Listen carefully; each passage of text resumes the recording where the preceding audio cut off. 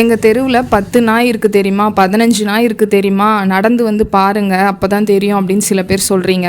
அதே தெருவில் வந்து 1000 மனுஷங்க இருக்கீங்க. உங்களால் எவ்வளோ பேருக்கு எவ்வளோ பாதிப்பு நடக்குதுன்னு தெரியுமா? நான் அது எல்லாத்தையும் இப்போ சொல்கிறேன்.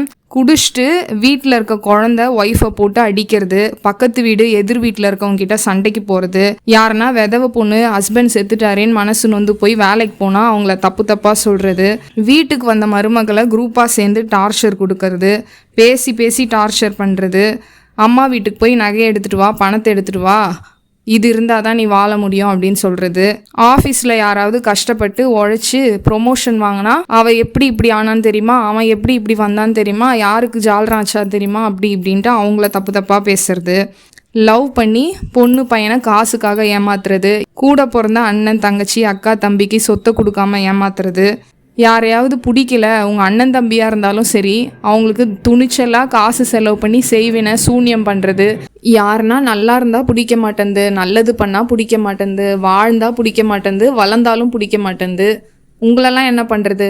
நாய்ங்களால் போன உயிரை விட உங்களால் செத்தவங்க எவ்வளோ பேர் இருக்காங்கன்னு தெரியுமா? அவங்களெல்லாம் கணக்கெடுங்க. எவ்வளோ பேர் சூசைட் பண்ணிட்டு செத்துருக்குறாங்க, எவ்வளோ பேர் மென்டல் டார்ச்சர் தாங்க முடியாமல் மென்டல் ஆகிருக்கிறாங்க.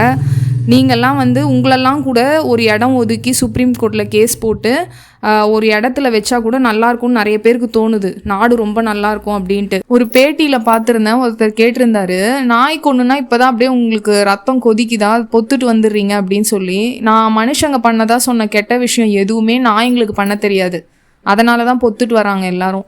நாய்க்காவது அதோட நல்ல குணத்துக்காக போராட்டம் பண்ணுறதுக்கு ஏகப்பட்ட பேர் வந்தாங்க. ஆனால் உங்களுக்காகலாம் வந்து ஒரு காக்கா கூட வராது.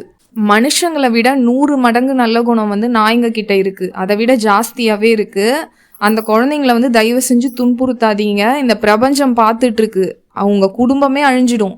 நீங்கள் நினச்சிட்டு இருக்கீங்க கல் எடுத்து அடிக்கிறோம், கொம்பு எடுத்து அடிக்கிறோம், விஷம் வைக்கிறோம், நம்மளுக்கு ஒன்றுமே ஆகாதுன்னு சொல்லி.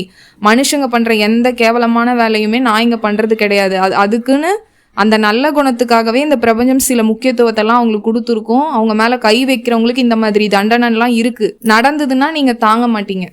நான் ஆல்ரெடி நிறைய வீடியோவில் சொல்லியிருக்கேன், நாய்ங்களுக்கும் யமனுக்கும் நிறைய சம்மந்தம் இருக்குது. யமனை பார்க்குற சக்தியும் அவங்களுக்கு இருக்குது, யமன் கிட்ட வரம் வாங்குற சக்தி, என் எஜமானர் உயிர் போகக்கூடாது அப்படின்னு சொல்லி வாங்குற சக்தியும் இருக்குன்னு நிறைய வீடியோவில் நான் சொல்லியிருக்கேன். நீங்கள் நாய்க்கு ஏதாவது விஷம் வைக்கிறீங்க, நாயை வந்து ரீலோகேட் பண்ணுறீங்கன்னா, நீங்கள் செத்தீங்கன்னா கூட பரவாயில்ல, உங்கள் குழந்தைங்க மேலே கை வைக்கும் இந்த பிரபஞ்சம்.